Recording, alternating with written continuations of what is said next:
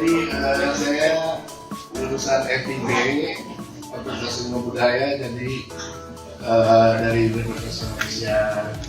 Jadi memang disertasi saya juga sudah menyangkut juga bagaimana hubungan antara pengaruh kebijakan kebudayaan terhadap perubahan sebuah korpus ya.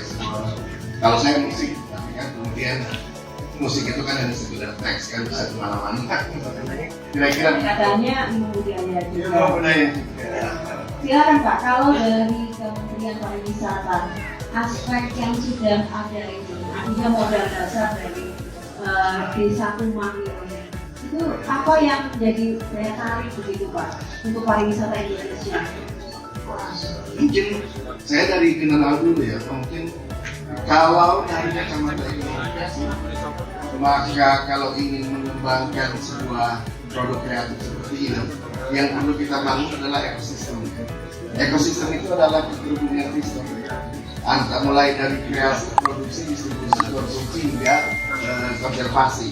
Nah, kalau di Desa Tumang ini sepertinya untuk ruang kreasinya sudah ada, kemudian untuk ruang produksinya sudah ada, kemudian distribusinya yang menjadi penting juga karena persoalan di ekonomi kreatif di Indonesia, apalagi yang sifatnya community based seperti ini atau village based seperti ini adalah ketika kemudian mulai dari tahap produksi ke distribusi, itu yang menjadi persoalan. Oleh sebab itu, nah tapi malam ini saya melihat ada hal yang sangat positif. Apa yang kami sebut dengan peta Helix. Peta itu 5, Helix itu paling-paling. Jadi keterhubungan sistem tadi, ekosistem tadi, memang tidak bisa dilakukan oleh pemerintah sendiri. Tapi yang saya lihat positif sekali di sini adalah keterlibatan akademisi yang begitu kuat.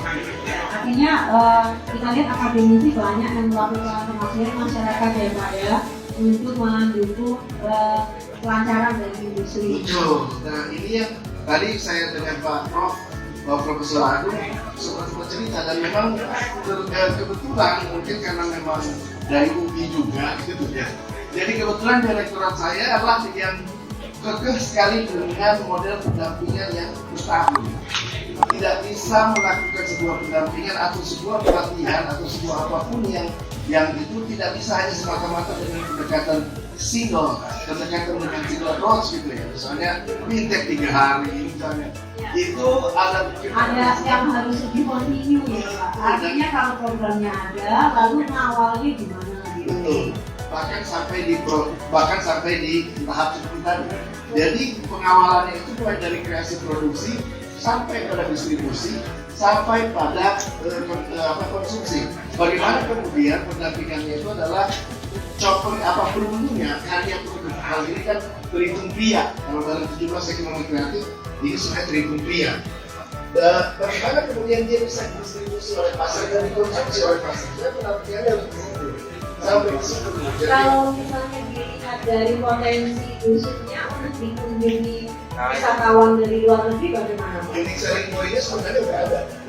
Karena kalau soal bicara tadi masalah desa wisata, yang dicari pertama itu adalah unique selling point. Unique selling point Apa yang paling penting? Sebab diversifikasi sebenarnya adalah ini sebenarnya bahaya pariwisata dan bahaya di dalam dunia ekonomi kreatif adalah bahaya homogenitas. Orang mulai hampir semua seragam.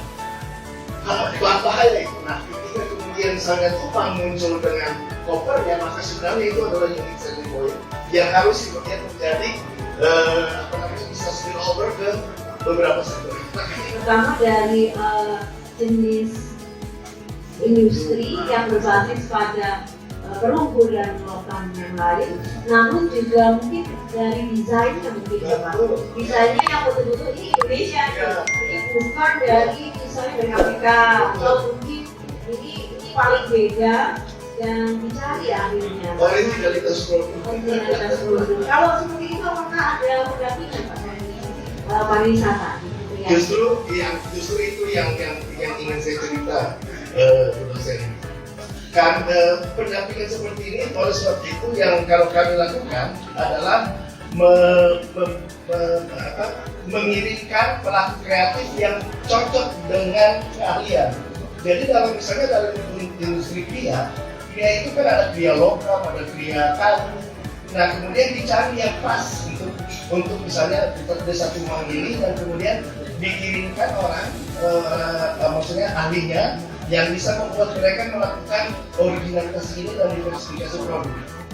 Nah setelah itu makanya pendampingan seperti yang saya katakan, ada kreasi, ada produksi, ada distribusi. Ketika tahap distribusi maka dikirimkan lagi orang yang kira-kira cocok dengan karakter desa setempat. Sehingga saya setuju dengan Pak Profesor, Pak Prof Agung tadi ketika ekspornya ada, memang penting. Faktor ekspor penting. Jadi harus ada kepakaran juga ya Pak, khususnya apakah hanya untuk yang menunggu saja, ya, ataukah misalnya dari lembaga. Betul. Nah, jadi mungkin kita perlu berangkat juga nih, ekspor atau ahli desain atau yang punya bisa kepakarannya bisa digunakan dan itu juga mendapatkan haki ya Pak ya? Iya, mendapatkan kekayaan intelektual dalam, sehingga ada dua. Ada kekayaan intelektual yang individual biasanya yang misalnya hak cipta, hak paten, tapi kemudian apakah dia masuk dalam kekayaan intelektual komunal? Yang apa? Artinya komunitas pengrajin di sini sedang memberikan haki kepada tentu saja pada industri terkait ya, memakai modelnya. Bisa indikasi geografis. Ada beberapa itu nanti biasanya harus konsultasi dulu dengan ahli haki baru kemudian bisa ditentukan ini masuk KIK, apakah ini masuk hak kita atau apa gabungan dari semuanya.